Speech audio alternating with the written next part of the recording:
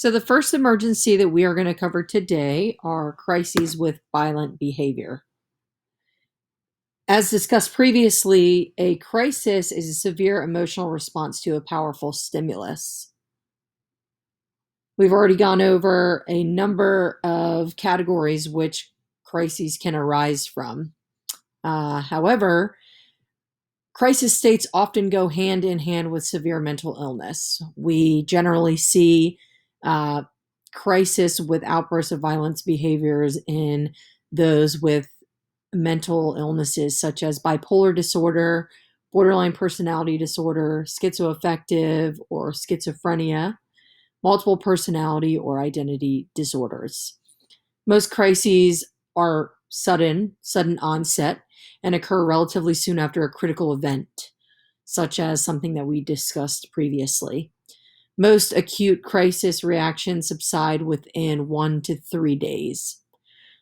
During crisis, the patient usually or the patient's usual coping mechanisms fail, which produces the potential for dangerous or unacceptable behavior.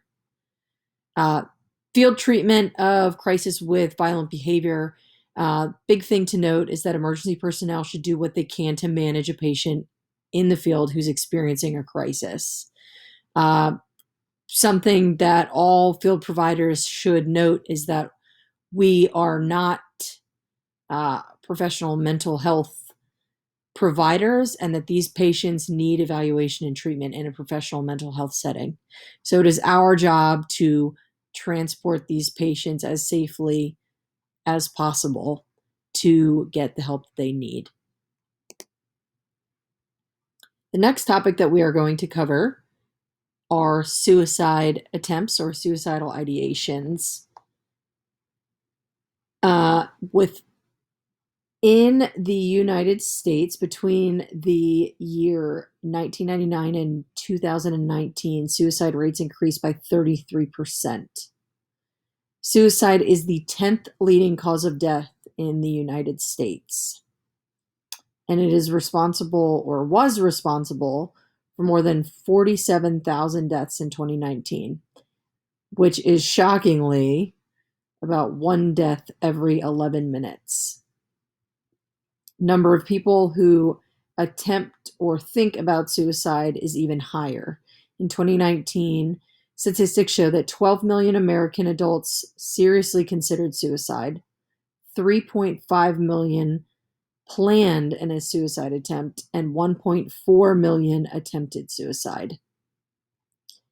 All of these facts are coming from the Centers for Disease Control. Next, suicide affects all ages. It is the second leading cause of death for people ages 10 to 34.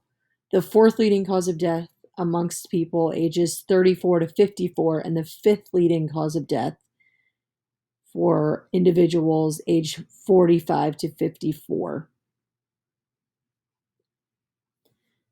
The presence of mental illness is a primary predictor of suicide. Greater than 90% of persons who commit suicide have a diagnosed psychiatric disorder. Additionally, greater than 50% of completed suicides are associated with a major depressive episode. 25% of these people have a substance abuse disorder, and 10% of these individuals have a psychotic disorder such as schizophrenia. Management of suicidal ideations should focus on establishing safety, likely through hospitalization. For high-risk patients who are at high risk of suicide, aggressive treatment is imperative due to a combination or through a combination of pharmacotherapy and psychotherapy.